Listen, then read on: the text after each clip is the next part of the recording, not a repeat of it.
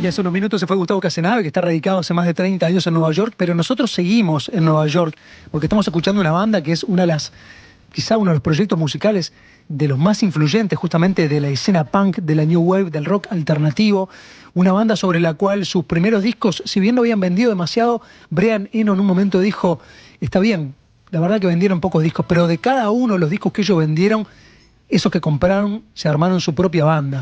Estamos escuchando a Velvet Underground, es una banda riquísima y curiosísima, además, sobre todo en este disco que estamos escuchando, ¿no? Que es como un giro enorme en la propuesta musical de la banda. Bueno, buenas noches, Julia, bienvenida. Buenas noches, gracias. Y sí, vamos a hablar específicamente de Loaded, que es este disco que sacaron en 1970 y que, como vos decías, presenta un giro importante a lo que venían haciendo de Velvet Underground, ¿no? Que era una banda conocida mucho por el tema de la experimentación, de trabajar con el noise, de traer temáticas como más pesadas y más oscuras a las letras, ¿no? Hablaban de sadomasoquismo, hablaban de violencia, de sexo, de drogas un montón, ¿no? Y era una cosa que en ese momento era como más rupturista, ahora capaz que no, pero en ese momento no, como que trajeron otra estética y una estética como muy urbana a la música y estaba, ¿no? Para resumir, conformada en principio por Lou Reed y John Cale, eran como la base compositiva, llamémosle. El binomio cerebral ahí compositivo. Exacto, o sea, Lou Reed ya venía a componer como canciones más para una discográfica y eso, y John Cale venía mucho más de la música de vanguardia, había estudiado clásico, venía de tocar con Lamont Young, que también es como un músico como música muy de vanguardia en esa época, ¿no? Y es el que trae ese costado más experimental, ruido, ¿no? Tocaba muchas veces la viola eléctrica que hacía como esa disonancia, ¿no? Y bueno, y así surgió. Después estaba Maureen Tucker, que era la baterista, y Sterling Morrison en la guitarra, ¿no? John Cale también tocaba el bajo. Y bueno, así surgió, ¿no? En 1964 en Nueva York. Y sí, fue como un quiebre importante y, como decís, fue una de las bandas más influyentes a nivel del rock alternativo, a nivel del indie, a nivel del punk, ¿no? Muchos lo llaman proto-punk a lo que hacían ellos. Y bueno, en general un montón ¿no? Al post-punk también, y obviamente al noise, ¿no? Pero era una banda muy rupturista, ¿no? Y en el 67 cuando sacan ese disco, que es como el más conocido, digamos, que es el de La Banana, ¿no? Que es el disco homónimo. El de Warhol, ¿no? El que sí, mucha gente conoce. Este es es, a ver, 2 discos después. No, 3 discos después. 3 años después. Este es el cuarto. Claro, este es el cuarto y último. Es el cuarto y último con la banda como conocida como Velvet, con formación que incluyera a alguno de sus fundadores, llamémosle. Pero bueno, en el 67... ¿El resto de los álbumes para vos son de la Velvet Underground? ¿El siguiente? ¿El siguiente? ¿El quinto? No, para mí es más una cosa de Doug Yule como solista o personal de él. Sí, debería llamarse de otra manera. Bueno, incluso se sacó como de la discografía oficial, cuando sacaron un box set con todos los discos, no estaba incluido el Squeeze, que es el que hizo Doug Yule, ¿no? Estamos todos de acuerdo. Exacto. Más allá de la calidad del disco, no es Velvet Underground. No, claro, es otra cosa. Y bueno, este disco, ¿no? Si repasamos muy rápidamente, venían con la cosa muy del ruido, ¿no? En el 67 que sacan este disco, asociados a Andy Warhol, ¿no? Y con Nico también en las voces, que tenía como mucho ruido, pero también tenía algunas canciones, o sea... Sunday Morning, por ejemplo, es una canción súper luminosa, súper linda, súper pop, ¿no? Tenían como esa cosa de que sabían hacer canciones, pero a la vez tenían todo ese costado más ruidoso, ¿no? Lo que pasa es que en este disco también la discográfica les tocó un poquito la oreja, ¿no? Sí. Los provocó a hacer un disco distinto, ¿no? Claro, un poco más después, del 67 pasaron al 68 el White Light, White Heat, que ese es el más experimental y más ruidoso, así que si no escuchas la Velvet, no empieces por ahí, te diría, a menos que te encante el noise. O sea, es el que antecede a Loaded. No, después hay uno más. El White Light, White Heat es el 68, que tiene, por ejemplo, Sister Ray, que es una canción de 20 minutos, y mucho ruido, distorsión, como que la canción se va desarmando, ¿no? Y después sacan el Velvet Underground, que es como ese negro porta negra, que ahí ya está Doug Yule, ya se había ido John Cale, no había como mucha competencia también entre Lou Reed y John Cale. John Cale se fue, ahí entró Doug Yule al bajo. Y es un disco ahí que es como medio de transición porque tiene como una cosa más melódica. Tiene, por ejemplo, Pale Blue Eyes, que es uno de los temas más reconocidos de él y como que tiene como tremenda suavidad también, ¿no? Pero para comparar, porque ahora vamos a hablar del Loaded. Perdón, yo creo que John Cale se va a producir a los Stooges en ese momento. Él produjo a varios, así que sí, es probable. Y después tuvo una carrera solista increíble, ¿no? También. Pero bueno, más allá de eso, quería como escuchar un poquito de lo que hacían en el 67 para que se entienda el contraste con lo que vamos a ver ahora, que es el Loaded.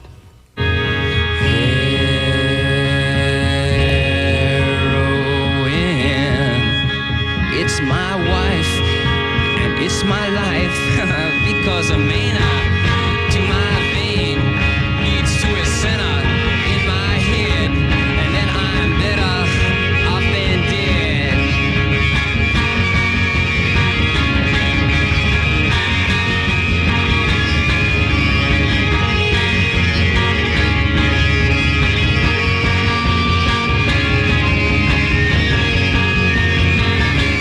Bueno, como ven, venía por ahí la cosa, ¿no? Mucho no, es mucha disonancia. Ahí está la viola eléctrica que toca Cale, ¿no? Que es bueno, tremenda, sí. Una locura, es tremenda canción, igual me encanta. Para mí es una de las mejores, pero venían por ese camino y obviamente no era una banda que hubiese llevado el éxito, ¿no? Por ese camino. Se habían vuelto una banda un poco de culto, ¿no? Eso que vos decías, mucha gente que la escuchó, creó su propia banda, pero no habían alcanzado lo que se llamaría el éxito comercial, ¿no? Tampoco es que la crítica estaba como no muy arriba de ellos. Pero bueno, en el 70 lo que pasó después que se fue John Cale, entró Doug Yule, es que pasan a Atlantic Records, antes estaban en GM, y les insisten para que hagan un éxito, ¿no? Un disco exitoso, cargado de éxitos, por eso se llama Loaded, que es como cargado, ¿no? Era porque medio un chiste a la discográfica, ¿no? De, bueno, vamos a hacer un disco cargado de éxitos, pero más allá de que yo, viste que cuando hablé de otras bandas, no sé, el Pixies, Sun Youth, cómo R.E.M., cómo reaccionaron a esa cosa de, bueno, estamos en una major, vamos a hacer lo que queremos, ¿no? O empezaron como a ir por otros caminos capaz de los esperados. Ellos sí querían tener éxito, ¿no? Lou Reed sobre todo, ¿no? Que tenía un ego también muy grande, pero está un gran compositor.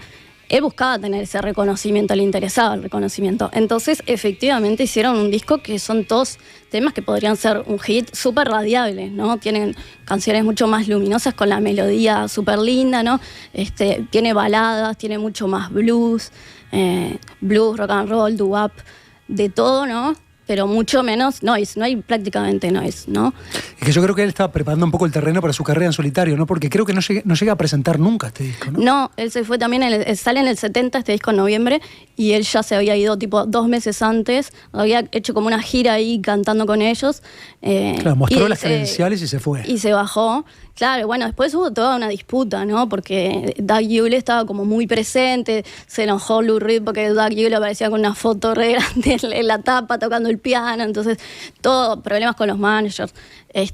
Fue como un disco bastante disputado, ¿no? Y sí, Lou Reed se fue a vivir con los padres en Long Island, como que se apartó, y la banda seguía girando con Doug Yule, estaba Maureen Tucker, ahí ya había vuelto, y tocando canciones de Lou Reed, ¿no? Haciendo, porque quieras o no, el principal compositor era Lou Reed, y esa fue como parte de la disputa, ¿no?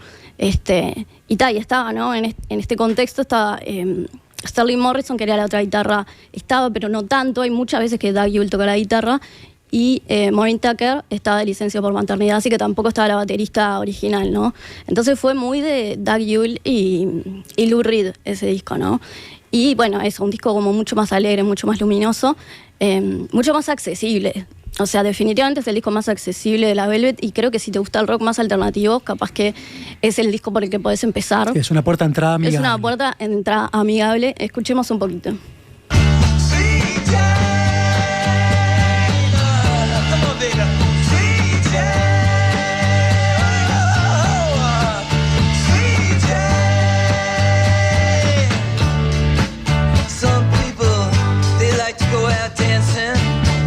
And other people say have to work. Just watch me now. And there's even some evil mothers. Well, they're gonna tell you that everything is just dirt.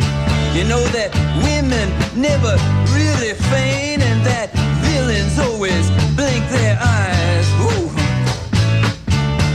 And that, children are the only ones who blush. life is just to die. Anyone with a heart. Oh, Bueno, ahí estamos escuchando Sweet Jane, que para mí es una de las mejores canciones de ellos, sinceramente. Y se ve, ¿no?, como un cambio. Hay una cosa mucho más accesible, ¿no? Canta Lou Reed en esta canción, y de las que traje es la única que canta Lou Reed. Hay muchas que las canta Doug Yule también, pero ya se nota también, sobre todo en las letras, que también, ¿no? Sweet Jane tiene como personajes, que es algo que usaba mucho Lou Reed para escribir, ¿no? Tiene como personajes, tiene como una vida urbana, pero tiene una cosa más inocente en la letra, ¿no? Pensando que venían de prostitución, sadomasoquismo, drogas. Y esto es como, bueno, Sweet Jane, los personajes, él cuenta como si fuera de otra época, está como narrando la vida de esos personajes. Pero bueno, hubo un cambio, pero siguen siendo grandes letras para mí, porque tiene esa cosa muy de él que te pinta personajes con 2 o 3 líneas, ¿no? Tiene como esa cosa, no sé, nadie dice, las chicas como ponían los ojos en blanco, ¿no? Cuando los poetas cantaban, recitaban, no sé qué. Hay como mucho humor, también el humor está muy presente en las letras de Lou Reed. Sigue estando eso, sigue habiendo cierta mirada como crítica, eso lo vamos a ver, pero hay un cambio, ¿no?, en cuanto a lo musical, seguro, ¿no? No hay ruido, llamémosle, ¿no? Igual es una canción que tiene varias partes y se nota, ¿no? Yo esta parte que elegí muestra como varias... No, son canciones que tienen como varias partes, llamémosle. Sí, ¿no? algunas tienen un quiebre como bastante sorpresivo y después Sí. retoma un poco la línea melódica que venía desarrollando. Pero claramente es una contraposición enorme, sobre todo en los primeros 3 trabajos. Claro. Él demora Lou Reed demora un par de años en desarrollar su carrera en solitario, y la seguiría hasta el 2011, que creo que es lo último que hace con Metallica. Con Metallica hizo Lulu, sí, Ahí va. entiendo que sí. Y vino acá en los 2000. Sí, yo era niña, no lo vi. Sí vi a John Cale cuando vino, que fue creo que en el 2015 capaz, no sé. Pero John Cale lo vi, tocó I'm Waiting for the Man, por ejemplo, le tocó. Estuvo re bueno. Y lamenté mucho no haber podido, obviamente, ver a Lou Reed, porque ahí ni conocía a Lou Reed, y si conocía a Lou Reed a esa edad, estaba todo mal. Y un diluvio tremendo era el Teatro Verano. Sí, eso me contaron, ¿no?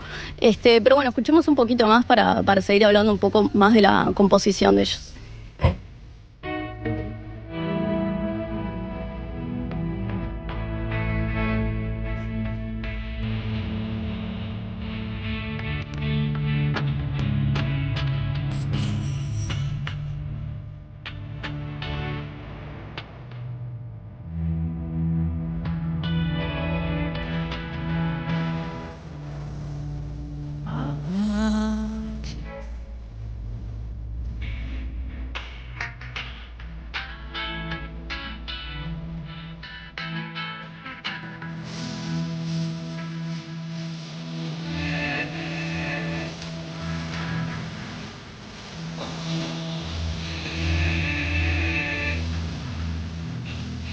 Bueno, y ahí tenemos New Age, que es otra de las canciones también compuestas por Lou Reed, pero está cantada por Doug Yule, que cantó también, la primera Who Loves the Sun también la canta Doug Yule, y la última que vamos a escuchar también, y creo que le queda súper bien a él la canción, sí. Porque tiene una voz como muy dulce, ¿viste? Y la voz de Lou Reed tiene una cosa un poco más como irónica en la forma que canta, que parece que habla, que parece que te está haciendo un chiste.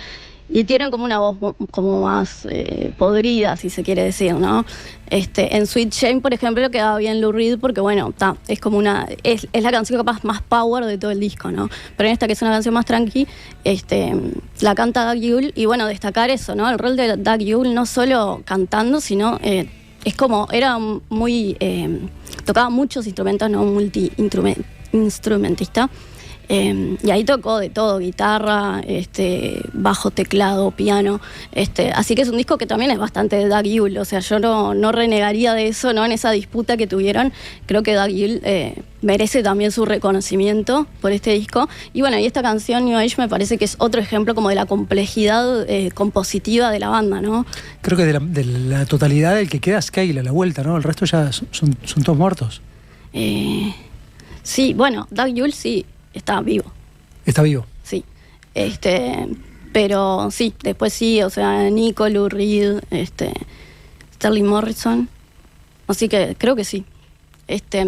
Pero bueno, eso, mostrar un poco la complejidad que tenían al componer, ¿no? De hacer varias partes. Y creo que eso es lo más importante de este disco, que lo que demuestra, digamos, es que era una banda que, más allá de toda la vanguardia, de toda la experimentación, de todo el ruido, eran muy buenos haciendo canciones, ¿no? Y haciendo canciones pop. Y eso ya se podía intuir en los primeros trabajos, pero creo que acá queda clarísimo también el gran compositor que era Lou Reed, ¿no? Porque puede hacer este tipo de canciones súper pop, súper pegadizas, pero a la vez súper complejas, ¿no? Que parecen sencillas, pero en realidad no lo son tanto, ¿no? Entonces creo que es un poco el genio compositivo, ¿no? de Lou Reed. Y bueno, para culminar un poco, eso, la banda medio que ya se estaba como desarmando un poco la banda en el Loaded, que es este disco que estamos reseñando, digamos, o el que estamos abordando. Y después, al poquito se va Lou Reed, Maureen Tucker toca con ellos, pero después ya en el siguiente disco tampoco está Maureen Tucker, entonces es como considerar el último disco de la Velvet, porque es el único que es el último en el que están miembros originales, ¿no? Estaba Sterling Morrison, estaba Lou Reed. Pero bueno, como mostrar un poco, me parece que demuestra eso, los buenos músicos que había detrás, ¿no? Más allá de que sí la Velvet Underground haya trascendido, ¿no? Por el tema de la experimentación, del noise, de meter ciertas temáticas más espinosas en sus canciones. Creo que demuestra eso, el talento que también tenía, sobre todo Lou Reed, ¿no? Para hacer canciones pop, ¿no? Y tampoco yo diría que se vendieron en este disco, ¿no? Sigue siendo un disco para mí muy Velvet Underground, ¿no? Por más que Lou Reed después como que se alejó un poco, renegó un poco, yo creo que sigue siendo muy Velvet Underground este disco, y que muestra como otro costado, y creo que muestra también por qué terminaron siendo la banda que fueron, ¿no? No tuvieron éxito con este disco, eso nunca les pasó, pero bueno, muchas de sus canciones terminaron siendo clásicos, ¿no? O sea, sí, no tuvieron éxito en su actividad, pero obviamente posteriormente los transformó en un disco de culto. Son íconos.